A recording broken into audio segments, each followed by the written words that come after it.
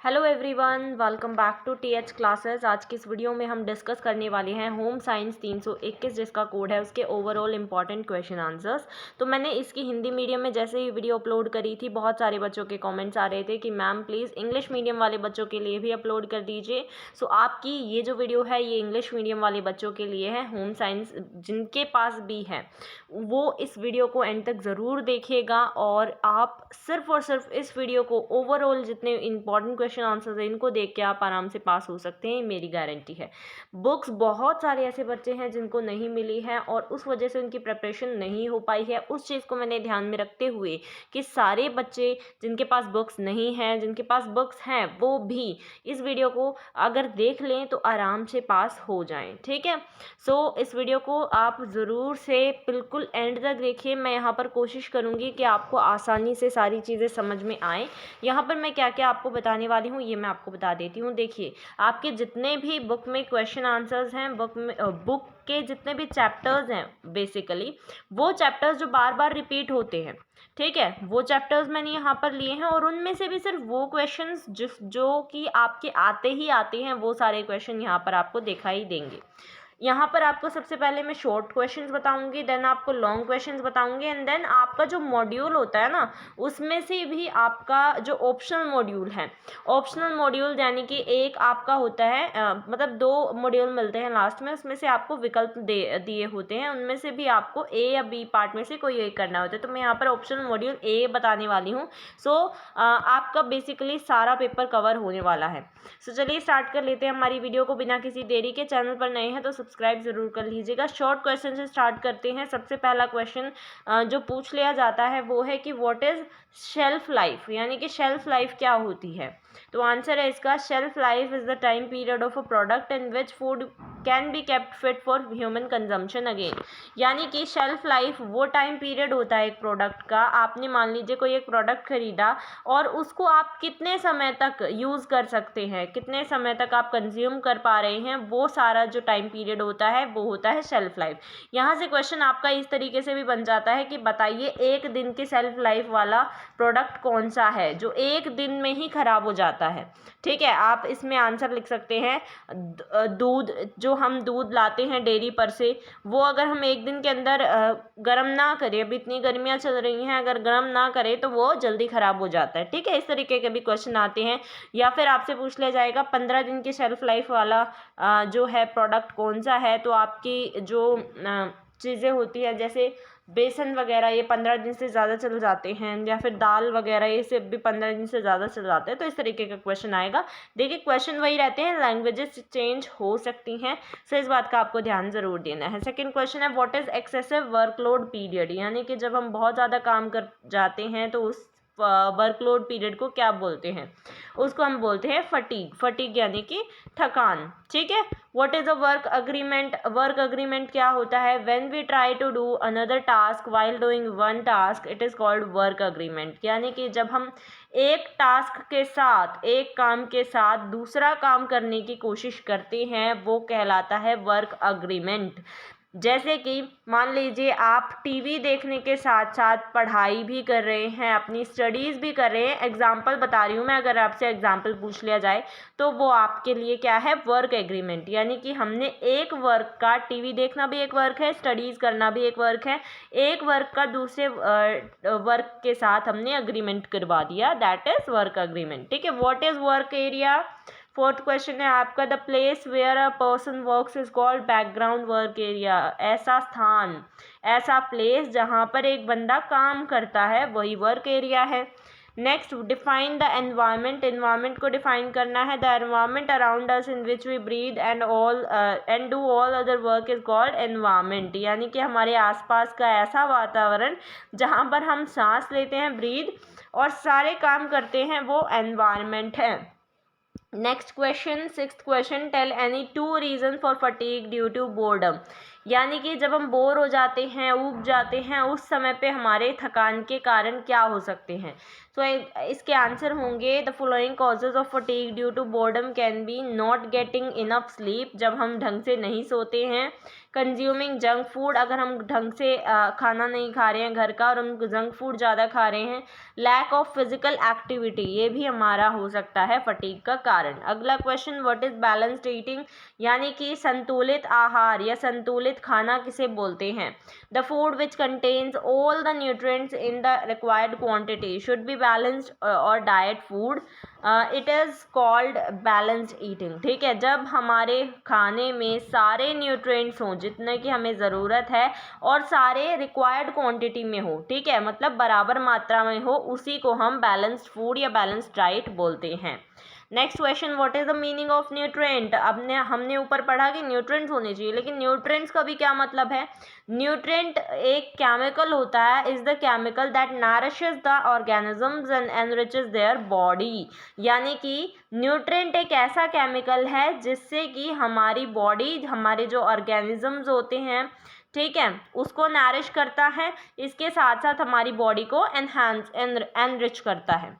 Next, अगर इसी में क्वेश्चन बनना हो तो कैसे बनेगा कि न्यूट्रिएंट्स के क्या क्या काम हैं, वो हमारी हेल्प कैसे करता है हमारी बॉडी में, तो इसी का आंसर यहाँ पर देख लीजिए। It builds and repairs tissues, सबसे पहले तो ये हमारे जो शरीर है उसमें टिश्यूज़ बनाता है और उसकी रिपेयरिंग भी करता है। मान लीजिए आपको चोट लग गई, ठीक है, और या फिर अगर कोई बीमार है तो डॉक्टर उसको बोलते हैं आप खिचड़ी खाओ, आप न्यूट्रिएंट्स लो ज़्यादा से ज़्यादा, तो वो क्यों लेते हैं, ताकि वो बंदा जल्दी ठीक हो सके। It provides heat and energy to the body, इसके साथ साथ ये हमें हीट भी देता है और एनर्जी भी देता है। किसी भी काम को करने के लिए हमें एनर्जी ज़रूरी है, तो वो चीज़ें हमें न्यूट्रिएंट से मिलती है।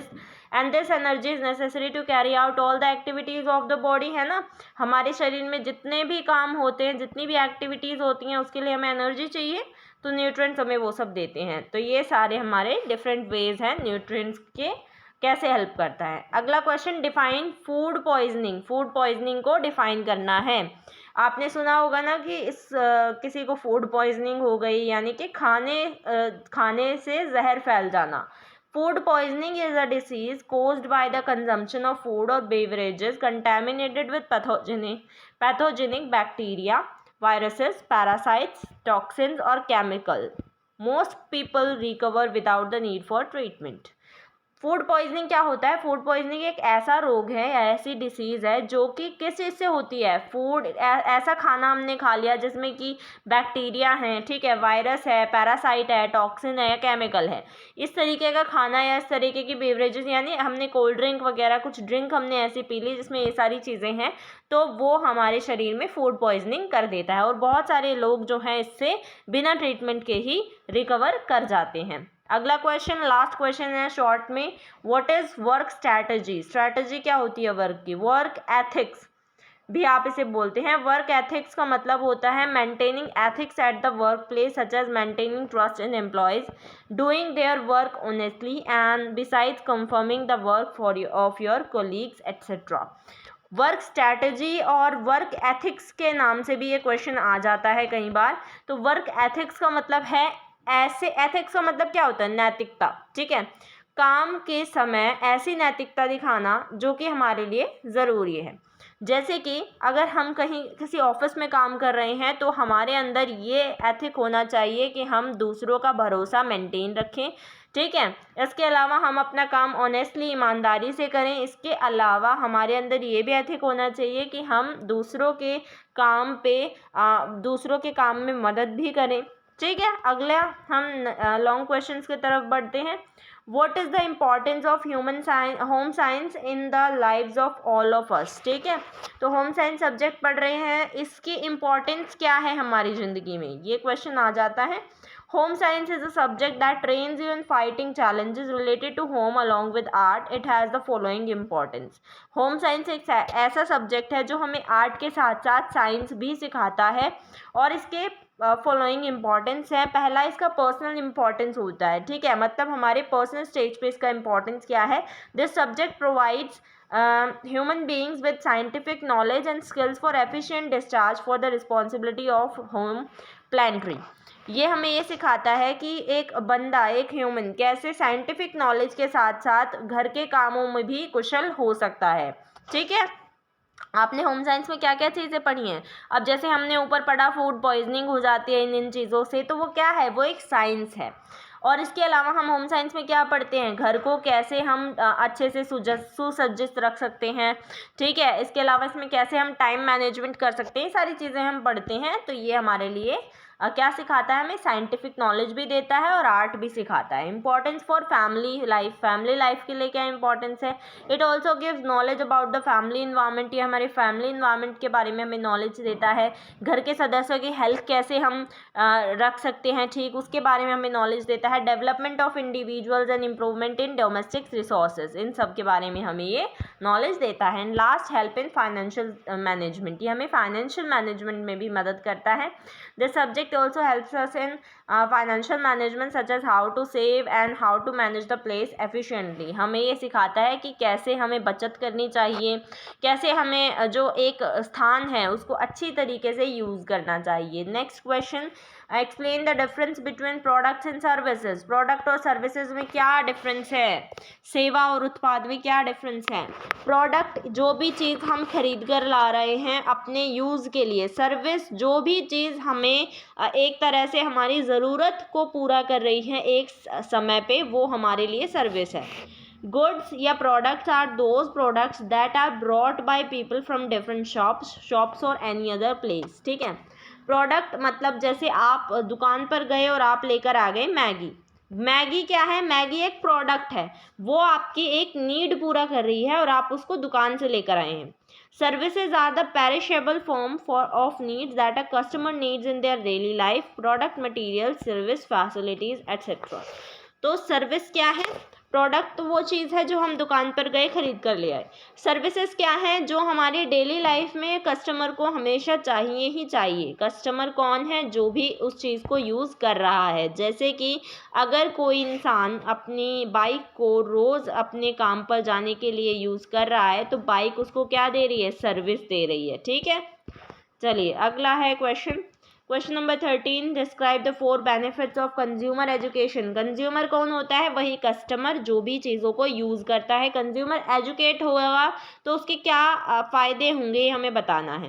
Consumer education includes information for और knowledge about the following. Consumer education क्या होती है, कंज्यूमर एजुकेशन का मतलब होता है जो भी उपभोक्ता है उसको इन्फॉर्मेशन हो, उसको नॉलेज हो सब चीज़ों की। किन चीज़ों की, सबसे पहले तो उसको नॉलेज होनी चाहिए कि कौन सी गुड्स जो हैं वो अवेलेबल हैं मार्केट में, कौन से ऐसे प्रोडक्ट हैं जो अच्छे हैं, कौन से बुरे हैं, ये बारे में उसे पता होना चाहिए। उसके अंदर बार्गेनिंग यानी कि हम मोल भाव करते हैं और कॉन्ट्रैक्ट पावर उसके अंदर होनी चाहिए। Selection of consumer goods according to income, इसके अलावा अगर उसको हम कंज्यूमर एजुकेशन देंगे तो वो अपनी इनकम के हिसाब से अपने गुड्स को खरीदेगा। वार्निंग अबाउट हार्मफुल आइटम्स, उसको ये पता होगा कि कौन से आइटम मुझे नहीं खरीदने, कौन से हार्मफुल हैं। उसके अलावा वो कंज्यूमर के ऑर्गेनाइजेशन से भी जुड़ा होगा। और बहुत सारे जो कंज्यूमर प्रोटेक्शन एक्ट होते हैं जो कि फ्रॉड, सेल में fraud, purchase of goods, dishonesty, legal proceedings, इन सभी के खिलाफ वो जो है केस भी कर सकता है अगर वो एजुकेट होगा। अगला question, give 4 suggestions to deal with the problem of improper weighing and measurement, ठीक है। अब कोई आपको गलत तरीके से तोल कर कोई चीज़ दे रहा है या ढंग से नहीं तोल रहा है तो उस चीज़ को रोकने के लिए क्या क्या सजेशन आप देंगे, तो ये आपको बताना है। आंसर देख लीजिए। To deal with the problem of improper weighing and measurement the following suggestions are made. सबसे पहले तो हम बैलेंस को कैलिब्रेट करेंगे, ठीक है। उसके बाद हम सूटेबल इन्वायरमेंट इंश्योर करेंगे। उसके बाद हम वेट को प्रॉपरली, मतलब हम शॉपकीपर को बोलेंगे कि वेट ढंग से करे। इसके अलावा हम उस वेट को स्टोर करने के लिए भी करेक्टली उसको रखेंगे। Take the right measure to weigh the samples, और वेट को हम पहले से चेक कर लेंगे, ठीक है। अगला question, what is consumer protection act, ये क्या होता है। कंज्यूमर की प्रोटेक्शन करने के लिए जो एक्ट है वो क्या है। There is a consumer protection law passed by the government of India which was passed by the Modi government in 2019 to protect the interest of the consumers of the country and to prevent fraud with them, ठीक है। तो consumer protection law जो है या consumer protection act है ये मोदी सरकार ने 2019 में लागू किया था। और इसमें क्या था कि कंज्यूमर्स के साथ जो उपभोक्ता हैं उनके साथ धोखाधड़ी हो रही है, जो देश में धोखाधड़ी हो रही है, ठीक है। जो भी शॉपकीपर कम नाप तोल करके चीज़ें देते हैं या एक्सपायर्ड चीज़ें दे रहे हैं, उसके खिलाफ कंज्यूमर यहाँ पर केस कर सकता है। This act has come into effect from जुलाई 2020, यानी कि ये पारित तो हुआ था 2019 में, लेकिन लागू हुआ 2020 जुलाई 2020 में। अगला question, explain the benefits of a strong consumer movement. अगर कोई आंदोलन चला रहा है, कोई कंज्यूमर जो है वो आंदोलन चला रहा है, उसके क्या बेनिफिट्स होंगे। The benefits of a strong consumer movement are as follows. ये क्या करता है, एजुकेट करता है, एम्पावर करता है कंज्यूमर्स को। अब मान लीजिए एक के साथ धोखाधड़ी हो गई और दूसरे के साथ सेम वही चीज़ हो रही है, ठीक है, 10 बंदों के साथ सेम वही चीज़ हो रही है, तो सारे मिलकर एक मूवमेंट चलाते हैं, सारे मिलकर एक आंदोलन चलाते हैं, जिससे कि अगला जो बंदा है वहाँ से अगर चीज़ लेगा तो उसको भी एजुकेशन मिलेगी इस बारे में कि यहाँ पर चीज़ें गलत मिल रही है, ठीक है। तो इस चीज़ के लिए ये एजुकेट करता है। The consumer movement in India aims to create a more informed and responsible consumer base. इसके अलावा ये कंज्यूमर बेस अच्छा बने और रिस्पॉन्सिबल कंज्यूमर हो, इसके बारे में भी ये हेल्प करता है, which in turn can push for better quality product and services and better protection of consumer rights. इसके अलावा इससे अगर कंज्यूमर मूवमेंट होंगे तो शॉपकीपर भी डरेंगे ना कि हम चीज़ें सही तरीके से दें, गलत चीज़ें ना दें, तो वो फ्रॉड भी होने से यहाँ पे बचता है। अगला क्वेश्चन है, जल्दी देख लेते हैं, give 2 proper working policies for a teacher. अब देखिए मैंने ऊपर बताया था वर्क एथिक्स के बारे में, यानी कि जो चीज़ें हमें करनी चाहिए अपने काम के क्षेत्र में, ठीक है, नैतिकता जो होती हैं, तो उसी से रिलेटेड ये क्वेश्चन है, वर्क एथिक क्या होते हैं। वर्क एथिक क्या है एक टीचर के लिए। आपके यहाँ पर जो है क्वेश्चन में चेंज हो जाएगा, जैसे टीचर के जगह पे आपसे वकील पूछ ले जाएगा कि वर्क एथिक बताओ एक लॉयर के, या वर्क एथिक बताओ एक जो है एक आपका डॉक्टर जो होता है उसके, तो यहाँ से ऐसे क्वेश्चन बनते हैं। तो अभी फ़िलहाल टीचर से पूछा हुआ है, it is important for a teacher to know understand students behaviour in their classroom. सबसे पहले तो टीचर का काम क्या होता है, टीचर का जो वर्क एरिया वो क्या है, वो स्कूल है, तो उसका काम है कि क्लासरूम में जितने सारे बच्चे हैं उनको समझे, उनके बिहेवियर को समझे, उनके लिए एक सूटेबल एनवायरनमेंट क्रिएट करे जिससे कि वो आसानी से सीख पाए चीज़ें। उसके अलावा उनके लिए अप्रोप्रिएट मटेरियल्स जो भी उनको चीज़ें चाहिए वो उनको प्रोवाइड करवाए, एक्टिविटीज़ उनके लिए क्रिएट करे ताकि वो चीज़ें आसानी से समझे। इसके अलावा उनके अंदर जिज्ञासा पैदा करे, सीखने की जिज्ञासा कि हाँ वो सीखना चाहते हैं, और उसके बाद में उसके जितने भी बच्चों के एक्सपीरियंसेस होते हैं उनकी रिस्पेक्ट करे, उनको अपॉर्चुनिटी दे अपनी बातें बताने की, ठीक है। अगला question, what is the real income of the family. Family जो होती है वो 2 तरीके की होती है, फर्स्ट होती है न्यूक्लियर फैमिली, ठीक है, और सेकंड होती है जॉइंट फैमिली। यहाँ से क्वेश्चन कई बार बन जाता है। न्यूक्लियर फैमिली वो फैमिली है जिसमें कि मदर और फादर, ठीक है, मदर फादर और उनके अनमैरिड बच्चे होते हैं, अनमैरिड जितने भी बच्चे होते हैं वो फैमिली होती है आपकी न्यूक्लियर फैमिली। जॉइंट फैमिली में आपके दादा दादी चाचा चाची सभी लोग होते हैं बेसिकली, ठीक है। तो ये बात आपको क्लियर होनी चाहिए। अभी फ़िलहाल हमसे पूछा है कि फैमिली की रियल इनकम क्या होती है। The amount of money that the head and members of the family earn in a certain period through combine economic effort we call the family income of that family, ठीक है। Income refers to the flow and benefits of virtually all the services that a family receives over a certain period of time. तो यहाँ पर real income क्या होती है, जितने मान लीजिए एक घर में 5 बंदे हैं या एक घर में 5, मान लीजिए एक घर में 7 बंदे हैं, ठीक है। अब उन 7 में से 3 जने काम कर रहे हैं, 3 लोग काम कर रहे हैं, जिसमें कि दादा है, ठीक है, पिता है और उसकी माता है और बाकी सारे बच्चे हैं।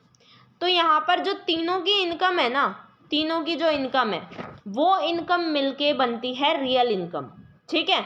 हम किसी एक बड़े की इनकम ये नहीं बोलेंगे दादा कमा रहे हैं तो उन्हीं की इनकम सारी इनकम है। तीनों की इनकम मिलाकर जो भी इनकम बनती है वो सारी होगी आपकी रियल इनकम फैमिली की, ठीक है। आई होप क्लियर है। अगला question, explain the benefits of keeping an account of a family expenditure. यानी घर में जितने भी खर्चे होते हैं उसका अगर हम अकाउंट बना के रखें, मतलब उसको लिखते रहें, तो उसकी क्या बेनिफिट है। सबसे पहले budget helps in keeping proper account of family expenditure and gets used to accounting। सबसे पहले तो अगर हम बजट बना के रखेंगे तो हमारे अंदर ये रहेगा कि हम प्रॉपर अकाउंट लेकर चलेंगे। मान लीजिए हमने लिख दिया दूध का खर्चा आया है 2300 रुपये, ठीक है, बिजली का बिल आया है हमारा कुछ 4000 रुपये। इस हिसाब से अगर हम चीज़ें लिखते जाएंगे तो हम अपने बजट को भी देखते जाएंगे और इसके साथ साथ हमें लिखने की भी आदत हो जाएगी अपनी चीज़ों को। और प्रॉपरली अगर हम चीज़ें लिखेंगे नहीं, दूध वाला हमसे ज़्यादा पैसे मांग ले, ठीक है, ऐसा भी तो हो सकता है ना। उसके अलावा बजटिंग क्या करती है, provide necessary and definite control over wasteful expenditure. हम फालतू खर्चे करने से यहाँ पर बचेंगे। By making a family budget and spending there is a happiness, peace and order in the family। इसके अलावा यहाँ पर अगर हम फैमिली बजट बना के चलते हैं, उस हिसाब से खर्चा करते हैं, तो घर में सुख शांति बनी रहेगी और ये फैमिली प्रॉस्पेरिटी भी बढ़ाएगी। मतलब चीज़ें जो हैं वो अच्छी तरीके से होंगी, हम सारे अपनी चीज़ों को सॉल्व करवाएंगे। अगला क्वेश्चन है, mention any 2 problems of consumers की कोई 2 प्रॉब्लम हमें बतानी है। देखिए मैं आपको एक्स्ट्रा ही चीज़ें बता रही हूँ ताकि पेपर के समय पे आपको ऐसा ना हो कि आप चीज़ें भूलते जाएं। अगर हम 2 पॉइंट याद करके जाएंगे तो मान लीजिए अगर पेपर में आपसे 4 पॉइंट पूछ ले तो आप क्या करेंगे, ठीक है। बहुत सारे बच्चे बहुत कमेंट करके मुझे कहते हैं कि आप एक्स्ट्रा क्यों पढ़ा रहे हो। एक्स्ट्रा इसीलिए पढ़ाती हूँ भाई, अगर एक्स्ट्रा पूछ लिया गया तो आप क्या करेंगे, ठीक है। यहाँ पे हमसे पूछा है प्रॉब्लम क्या है कंज्यूमर की। सबसे पहली प्रॉब्लम होती है लैक ऑफ इन्फॉर्मेशन। बहुत सारे ऐसे लोग होते हैं जिनको पता ही नहीं होता, उनको सूचना ही नहीं होती है कि अभी फ़िलहाल क्या चीज़ें बिक रही हैं, ठीक है, कितने का क्या माल है। कस्टमर्स अवेयर नहीं होते हैं इन्फॉर्मेशन से। नेक्स्ट है इलिटरेसी यानी अनपढ़, ठीक है, साक्षरता नहीं होती है। Most of the consumer in urban and far flung areas are illiterate. बहुत सारे ऐसे लोग होते हैं जो कि अनपढ़ होते हैं और उनको समझ ही नहीं आता पॉलिसी क्या है ऑर्गेनाइजेशन की, गवर्नमेंट क्या पॉलिसी चला रही है, और इस वजह से वो कई बार गलत प्रोडक्ट खरीद लेते हैं। नेक्स्ट है not fair return. Even if customer pays a higher price for the purchase of the item but many times he is not satisfied with the goods purchased. कई बार ऐसा होता है कि हमने जो चीज़ें खरीदी हैं वो हमारे उस काम नहीं आ पाती जिस काम के लिए हमने उनको खरीदा था, तो हम सेटिस्फाई नहीं हो पाते हैं। उसके बाद है एक्सप्लॉयटेशन यानी कि शोषण। Consumer are exploited by sellers in the Indian market. Sellers create artificial shortage, hoarding, black marketing, high prices, ये सारी चीज़ें होती हैं, तो इसकी वजह से शोषण होता है, ठीक है। नेक्स्ट है अडल्ट्रेशन, जो कि बहुत बड़ी समस्या है। मिलावट, दूध में मिलावट है, हर चीज़ में मिलावट है आजकल, तो वो मिलावट भी सबसे बड़ी समस्या है कंज्यूमर की, ठीक है। अगला क्वेश्चन है what do you understand by self employment at home, give an example. Self employment नाम से ही पता चल रहा है यानी घर पे अपनी खुद की कुछ अपना काम चलाना।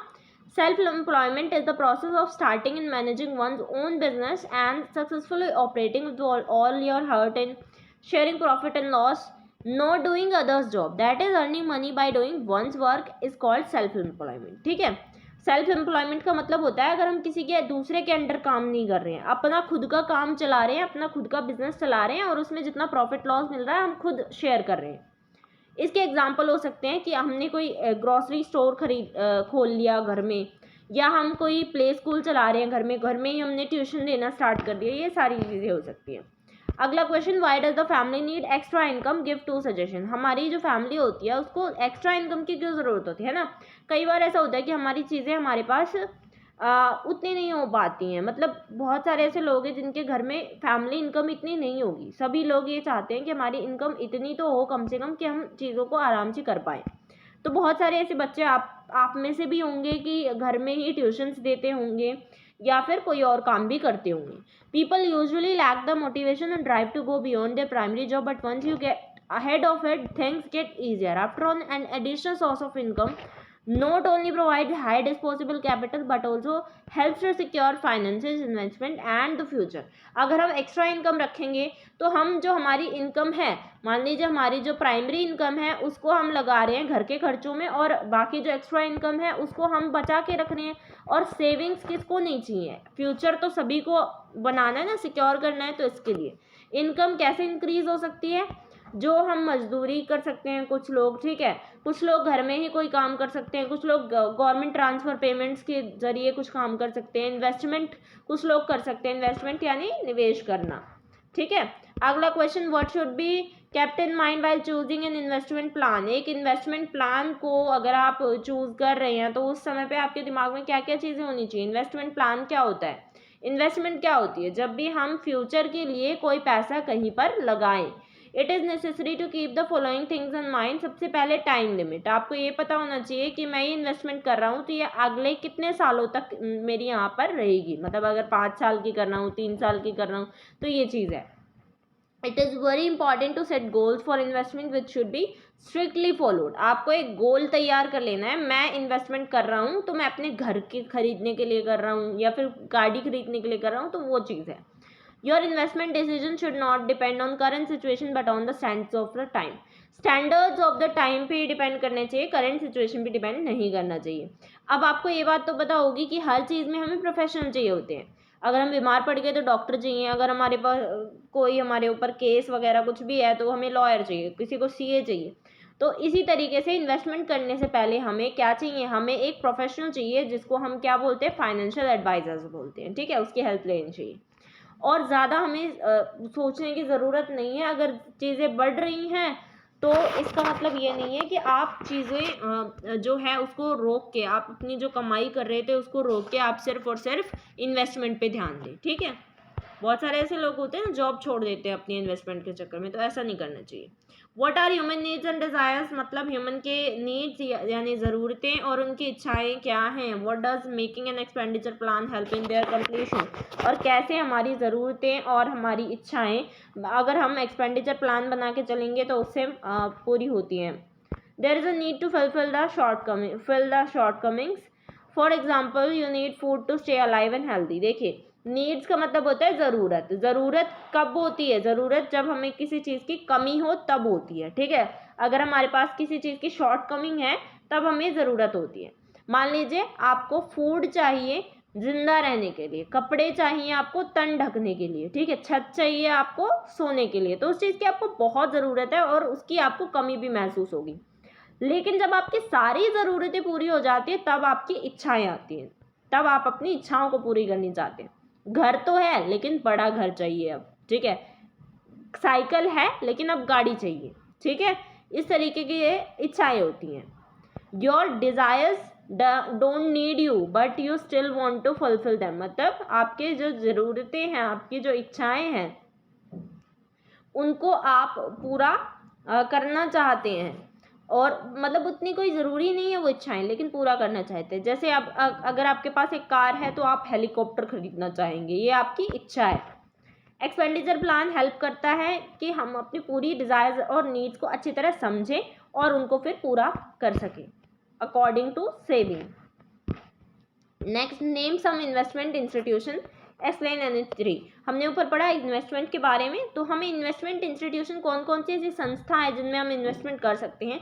सबसे पहले आंसर में बैंक में हम इन्वेस्टमेंट करते हैं, post office, life insurance corporation जिसे आप LIC के नाम से भी जानते हैं, unit trust of India, private company में हम इन्वेस्टमेंट कर सकते हैं, स्टॉक एक्सचेंज में। तो ऊपर हमसे सिर्फ 3 पूछे थे, तो आप चाहें तो ये सारे याद कर सकते हैं। बैंक में कैसे क्या करते हैं, बैंक में हम अपनी ये देखिए बहुत इजी है, home science is related to आपके घर की साइंस, ठीक है। तो होम साइंस में आपको ज़्यादा घबराने की ज़रूरत नहीं है, हाँ, लेकिन थोड़ी सी बेसिक ट्रिकी यहाँ पर चीज़ें होती हैं। You can keep the money you do not need in the bank, है ना, जो पैसों की ज़रूरत आपको नहीं है वो आप बैंक में रख सकते हैं, वहाँ पर आपकी मनी सेफ रहेगी, वहाँ पर आपको इंटरेस्ट मिलेगा आपकी मनी जो भी आपने डिपॉजिट करी है, और जब आप चाहें तब आप अपनी मनी को विड्रॉ करवा सकते हैं। पोस्ट ऑफिस जो है वे कन्वीनियंट प्लेस पे खुले होते हैं, यहाँ पर आप अपना अकाउंट जो है वो छोटी सी अमाउंट 20 रुपये से स्टार्ट कर सकते हैं, और इसके प्लान्स के साथ आपको इनकम टैक्स पे भी छूट मिलती है। लाइफ इंश्योरेंस कॉरपोरेशन यानी LIC एक सेफ इन्वेस्टमेंट है, ये हमें फाइनेंशियल सिक्योरिटी प्रोवाइड करती है, ये बहुत ईजी वे है सेव करने का। अगला question, describe 2 ways to use solar energy to save conventional fuel, ठीक है। कन्वेंशनल फ्यूल होते हैं जो हमारे पास लिमिटेड है, ये हमारी लिमिटेड रिजर्व और नॉन रिन्यूएबल एनर्जी होती है, मतलब हम इनको दोबारा रिन्यू नहीं करवा सकते, ठीक है। जैसे कोयला अगर एक बार ख़त्म हो गया दोबारा नहीं हमें मिलेगा, तो ये सारी चीज़ें हैं। अगर हम इसमें हमसे पूछा है सोलर एनर्जी अगर हम यूज़ करते हैं तो वो कैसे कन्वेंशनल फ्यूल को हेल्प करती है। तो use energy efficient stoves in cooking, अगर हम एनर्जी एफिशिएंट स्टोव्स यानी कम जिसमें हमारी वो लग रही है वो कुकिंग में यूज़ कर सकते हैं। Keep the pot covered while cooking, हम खाना जो है ढककर पकाएंगे तो जल्दी पकेगा, ज़्यादा एनर्जी वेस्ट नहीं होगी। सोक द ग्रेन्स बिफोर कुकिंग, हम जो है अनाज को पहले पकाने से पहले हम पहले उसको भिगो कर रखें। यूज़ अ लो कंजम्पशन फ्रिज, ऐसा फ्रिज लें जिसमें ज़्यादा खपत ना होती हो बिजली की भी। Turn off all the switches and after the electricity is used, जब हमने किसी चीज़ को यूज़ कर लिया तो उसके सारे स्विच हमें बंद कर देने हैं। Next question, how does acid rain occur, acid rain कैसे आती है, कैसे होती है। Acid rain is naturally acidic, ये एसिडिक फॉर्म में होती है।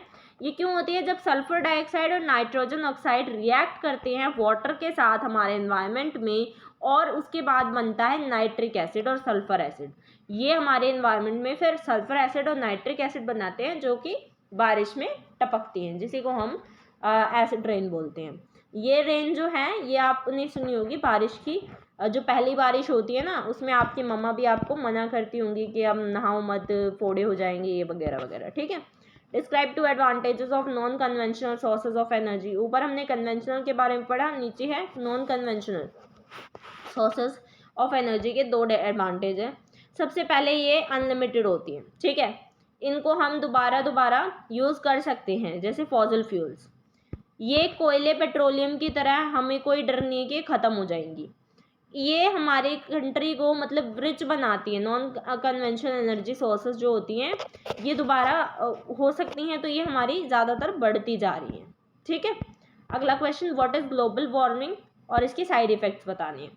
तो due to the increasing mixture of different types of gases on the earth, that atmospheric temperature has increase, due to which the effect has arisen all over the world, this is known as global warming. Global warming क्या होती है, बहुत सारी ऐसी गैसें हैं जो मिल जाती हैं और उसकी वजह से जो इफेक्ट पड़ता है ना उसको हम ग्लोबल वार्मिंग बोलते हैं।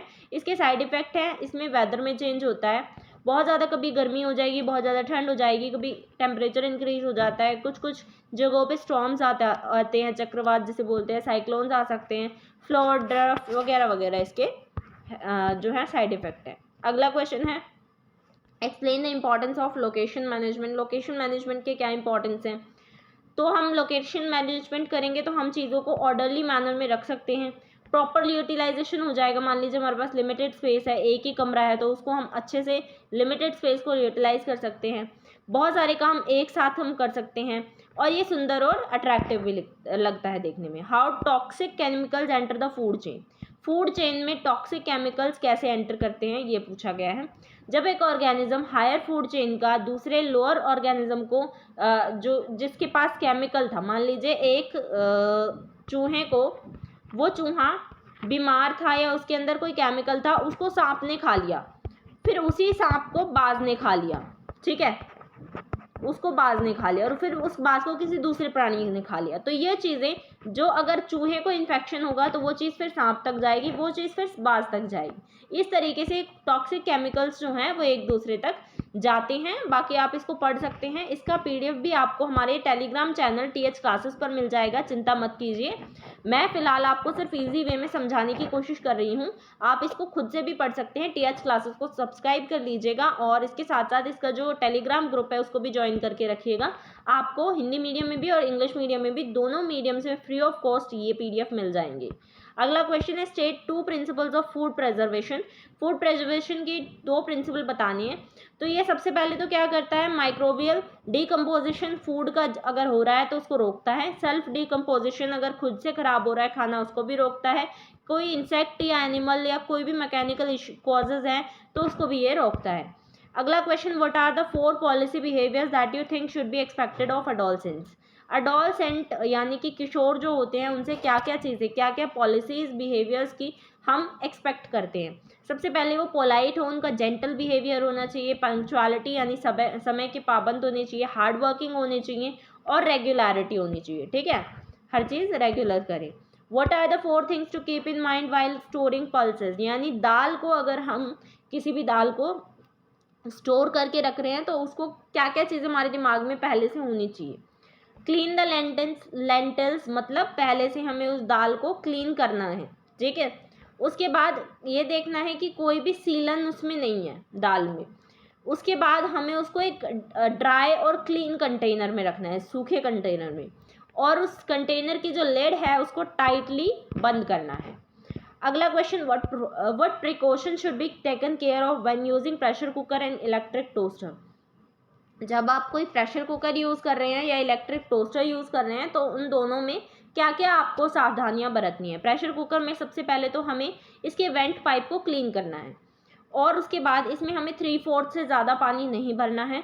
हमें जब तक प्रेशर इसका कम ना हो जाए तब तक इसकी लिड नहीं खोलनी है, वरना वो फट जाएगा। इलेक्ट्रिक टोस्टर में हमें सबसे पहले सारे इलेक्ट्रिक वायर्स चेक कर लेने हैं।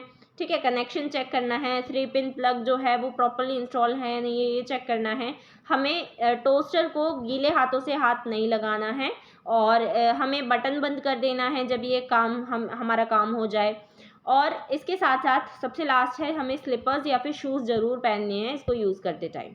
ठीक है, अगला क्वेश्चन है, compare the psychological effects of early and let maturation in boys. बहुत सारे ऐसे बच्चे होते हैं, बहुत सारे बेसिकली ऐसे बॉयज़ होते हैं जो अर्ली मैच्योर हो जाते हैं और कुछ बच्चे लेट मैच्योर होते हैं। तो इसमें क्या क्या उसके ऊपर साइकोलॉजिकल इफेक्ट्स पड़ते हैं ये बताने हैं। अर्ली मैच्योरिटी में जो बच्चे होते हैं, मतलब जो जल्दी मैच्योर हो जाते हैं, वो कॉन्फिडेंट होते हैं, सेटिस्फाइड होते हैं। लेट मैच्योरिटी में वो डिससेटिस्फाइड भी होते हैं, इन्फेरिटी उनकी कॉम्प्लेक्स, मतलब वो इतने कॉन्फिडेंट नहीं होते हैं। अर्ली वाले जो होते हैं वो स्ट्रॉन्ग होते हैं, डेवलप्ड होते हैं। ये वाले स्ट्रॉन्ग नहीं होते हैं, ये फिजिकल डेवलपमेंट इनकी लो होती है। ठीक है, ये जो होते हैं ये लीडर्स की तरह इलेक्ट किए जाते हैं और ये बैकवर्ड रह जाते हैं। अडल्ट इनसे ज़्यादा एक्सपेक्टेशन रहते हैं और अडल्ट इनसे कम एक्सपेक्टेशन रहते हैं जो लेट होते हैं और इनको बच्चा समझा जाता है हमेशा।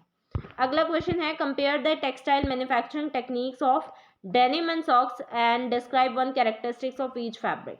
यानी हमें टेक्सटाइल मैन्युफैक्चरिंग बतानी है, मतलब किस टेक्निक से जो डेनिम्स हैं और जो सॉक्स हैं वो बनती हैं ये बताना है और उनके एक कैरेक्टरिस्टिक को बताना है। डेनिम जो है वो वीविंग टेक्निक से बनती है। इसमें दो जो ग्रुप्स होते हैं यान के वो ज्वाइन किए जाते हैं एक राइट एंगल पे।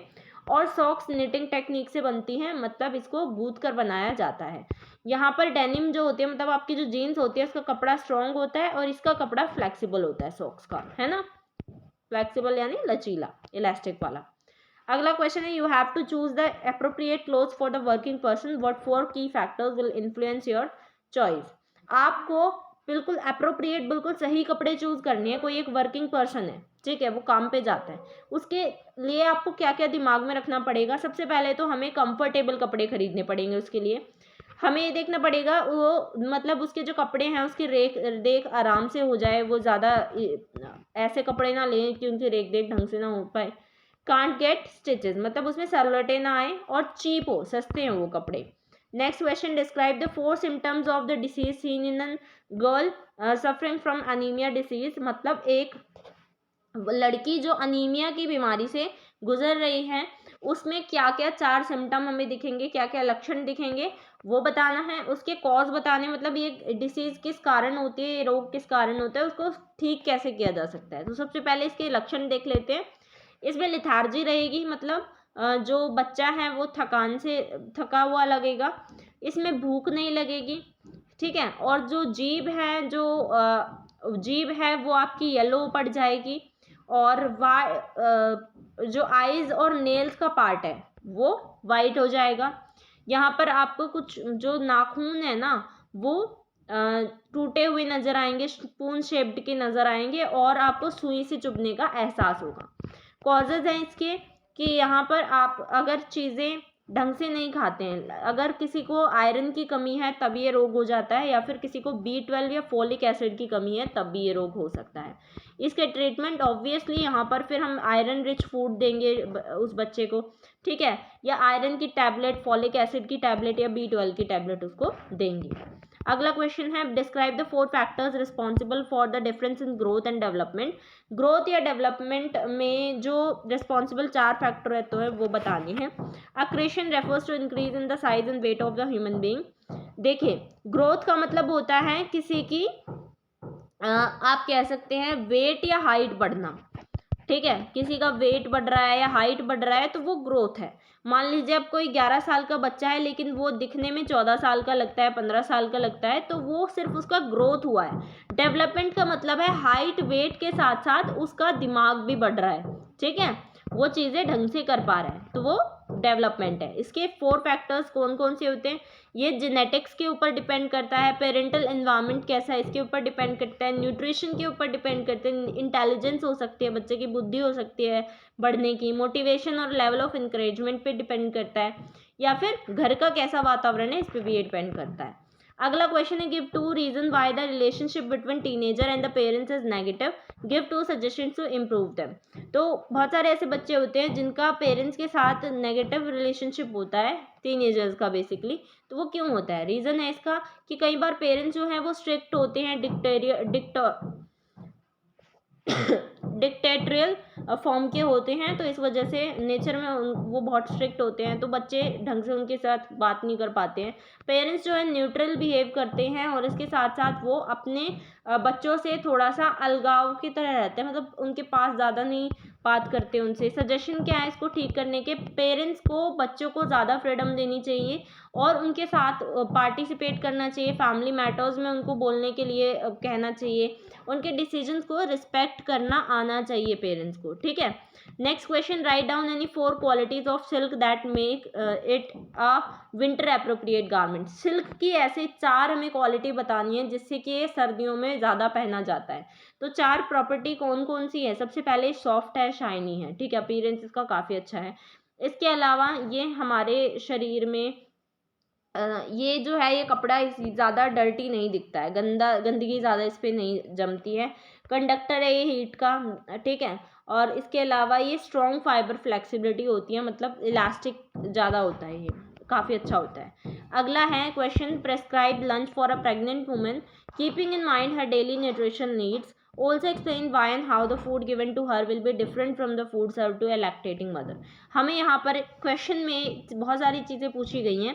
हमें यहाँ पे सबसे पहले पूछा है कि एक लंच बताना है, कोई एक प्रेग्नेंट वुमेन है उसको हम क्या लंच देंगे, और उसके अलावा हमसे पूछा गया है कि कैसे एक लैक्टेटिंग यानी कि जो बच्चे को दूध पिलाने वाली माँ है वो कैसे डिफरेंट होती है, प्रेग्नेंट वुमेन उसकी डाइट कैसे डिफरेंट होगी।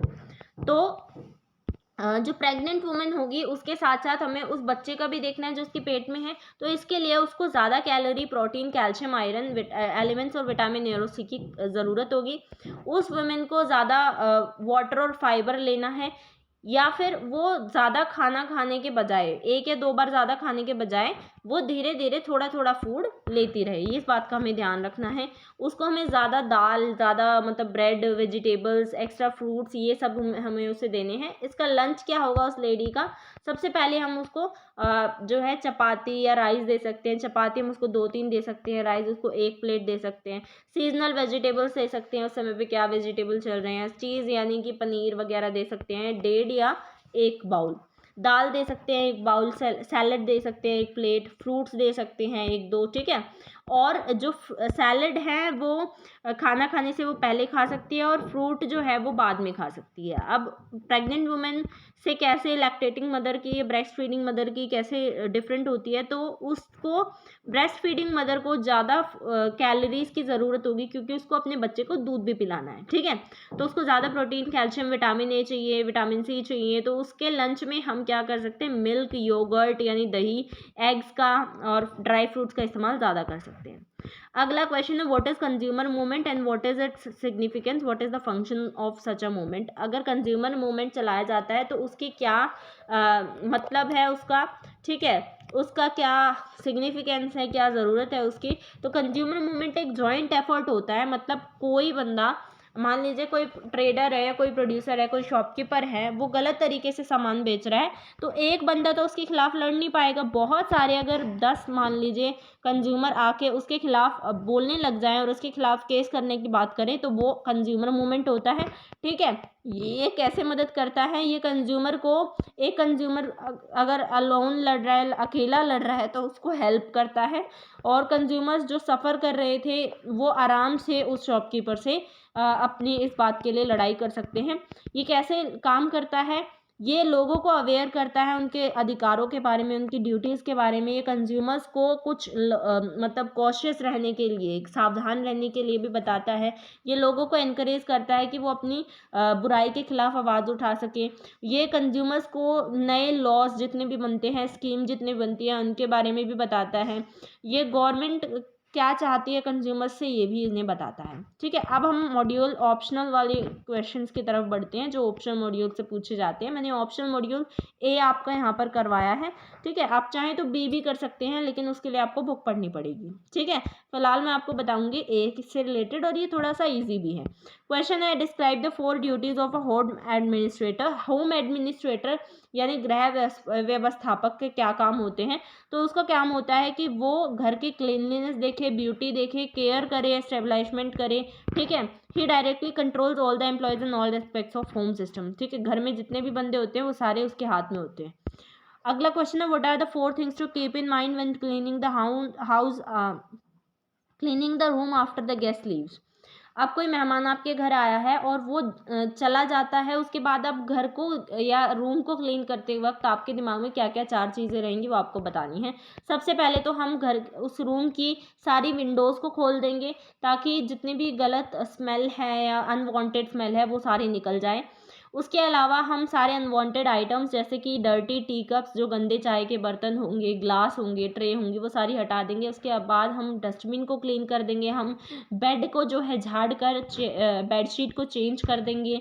बाथरूम को भी हम थोरोली क्लीन कर देंगे। ठीक है, next question, list the 4 items that will be required for a long floral decoration along with the reason for the choice. Tell the right place to keep this decoration in the room. हमें यहाँ पे बोला गया है कि आपको एक long floral decoration करनी है, एक लंबी पुष्प सज्जा करनी है। तो उसको कैसे आप करेंगे और क्या 4 चीज़ें होंगी जो आपके दिमाग में होनी चाहिए, और इस डेकोरेशन को आप कहाँ रखेंगे। सबसे पहले इसके लिए हमें क्या क्या चाहिएगा, हमें एक लॉन्ग फ्लोरल डेकोरेशन करनी है तो एक टॉल वास चाहिए। ठीक है, टॉल वास यानी कि हमें बड़ा सा एक वास चाहिए, उसमें हमें उसकी दुगनी लंबाई के हमें फूल चाहिए।